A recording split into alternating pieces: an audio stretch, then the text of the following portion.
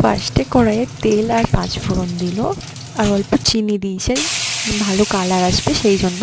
তারপর দিয়ে দিল পেঁয়াজ কুচি, আর একটু নাড়াচাড়া করে তারপরে তারপরে দিয়ে দিল টমেটো।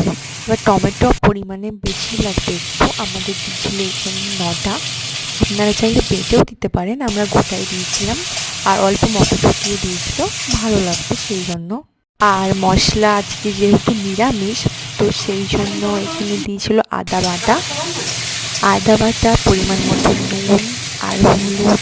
এটা কষানোর সময়তেই দিতে হবে।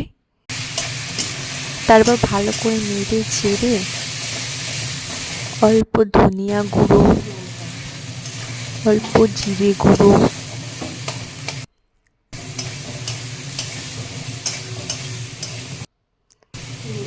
এখানে আমি আরেকটু নুন দিয়েছিলাম কারণ আমার কম হয়েছিল, আপনারা যে যার পরিমাণ মতো দেবেন। আর লাস্টে একটু ধনিয়া পাতার ছড়িয়ে দিয়েছিল, কারণ নিরামিষ যেহেতু।